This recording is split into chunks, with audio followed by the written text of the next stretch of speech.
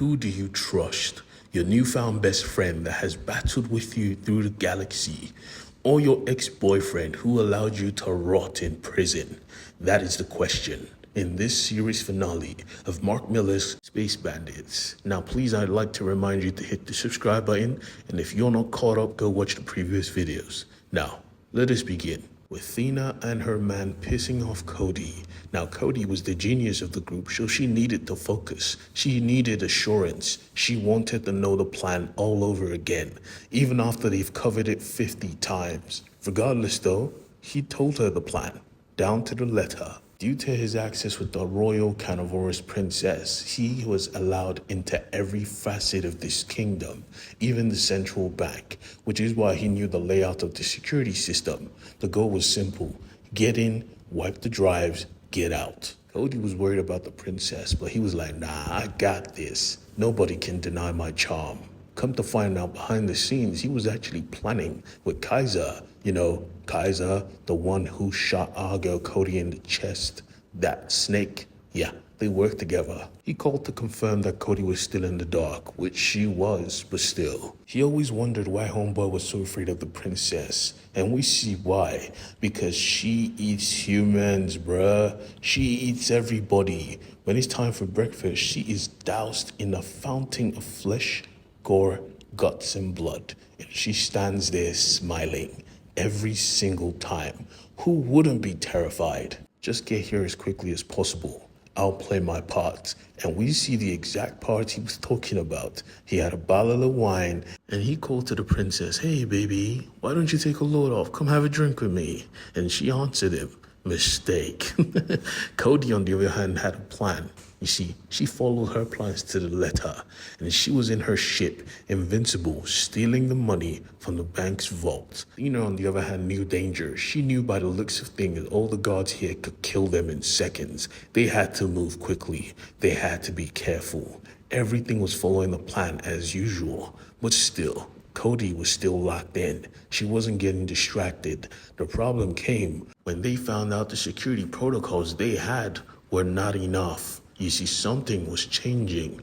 Green floating bubbles entered the vault. "Hey man, what the fuck is this?" He said, "I don't know."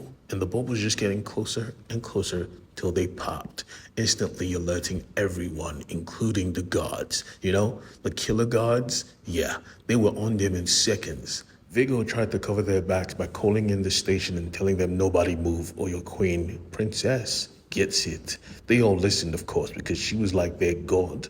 But the security guards did not give a fuck. They were like bloodhounds. When they found the targets, they tracked them down.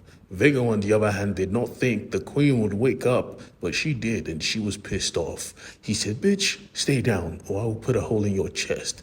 She said, "Who the fuck are you talking to?" and brain blasted him like, "Yeah, my family's richer than rich. How the hell do you think we got like this? Now talk before I eat you alive." There was no need, because the ship bashed in through her side and put her on the ground. They were here for Vigo, and they were not waiting. Get in the ship or die. You pick. Homeboy jumped in without question, and just like that, they took off. The engines were fucked, but they could still use hyperspace jumps, and they did. They did it at risk of the ship falling apart. And literally, before they could die to the gods, the ship broke in half, bro. What the fuck kind of situation is this? And they had no jetpacks because all the jetpacks were at the back of the ship.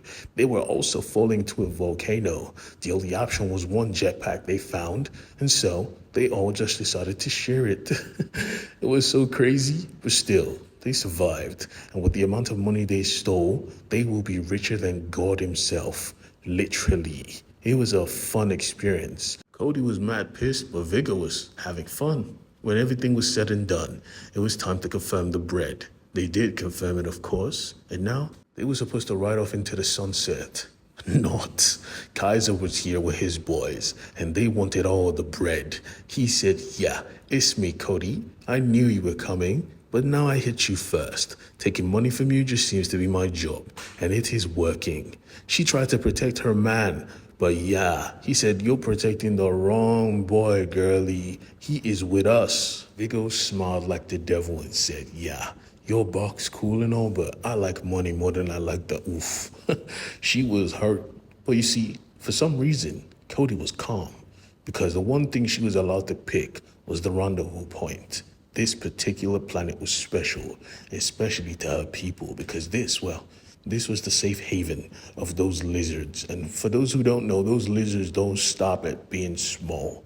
They grow, and with one telepathic scream, they pulled up and they just started to eat. They ate everybody. They ate all his men. And he was like, wow, you beat me, but do you think you could take me alive? I'm the best gunner in the fucking universe, but she didn't give a damn. The lizard just took his head off.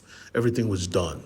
Vigor was running for his very life, but what was the point? They were coming for you regardless. His girlfriend looked at him, or rather his ex, and said, face or balls? He picked his face, and she took his balls. Cody wanted to put him down, but she said, nah, I have plans. And Cody, well, she went to reunite with her best friend. She missed him so much. And because she was a romantic, she sent millions out of the trillions they stole to the rich couple for an extra holiday, to the guards that tried to kill her, and to the telepath that helped them escape. Even the princess got a gift. Her gift was vigor, and she was ready to eat. Cody's life was fun, and this was the end. Or so we thought, because even after they were enjoying their sunset, someone was on their trail. This was the biggest heist in history. It would require the greatest bounty hunter. His name is to be disclosed, but let's see. I may cover it sooner than you think.